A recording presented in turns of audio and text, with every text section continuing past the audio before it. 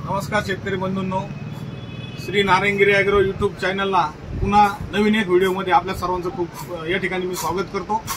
आज आपण मागच्या व्हिडिओमध्ये आपण बघितलं की अद्रक पिकाला लागवडीपूर्वीचे जे खतं आहे ते कसे द्यायचे, कोणते द्यायचे, त्यातून आपलं उत्पन्न कसं वाढेल याची माहिती आपण घेतली मागच्या व्हिडिओमध्ये।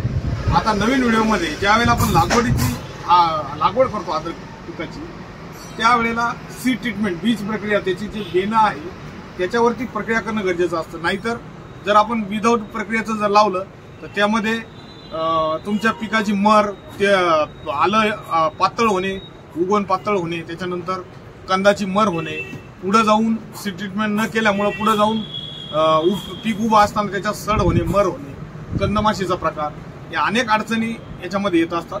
तर त्याकरता आपण आज या व्हिडिओ मार्फत बघणार आहोत की सीड ट्रीटमेंटला नेमके काय काय वापरतात। यामध्ये आपण रासायनिक पद्धतीने सीड ट्रीटमेंट करू शकतो, जैविक पद्धतीने करू शकतो। तर आता आपण या ठिकाणी बघू शकतो विजय ॲग्रो कंपनीचं या ठिकाणी पीबीटी म्हणजे सुडो बॅसिलस आणि ट्रायको, सुडोमोनास फ्लोरोसन्स, बॅसिलस सबटिलस आणि ट्रायकोडर्मा ही जैविक पद्धतीची ही जी सीड ट्रीटमेंट आपण त्या ठिकाणी करू शकतो। या कंपनीचा स्कोर पण चांगला आहे, हे तुम्ही मार्केटमध्ये कुठेही तुम्हाला अवेलेबल होईल। हे घेऊन तुम्ही याची सीड ट्रीटमेंट त्या ठिकाणी करायची आहे। ही झाली जैविक पद्धतीने। या ठिकाणी आपण पुन्हा रासायनिक पद्धतीने पीसीटी, याच्यामध्ये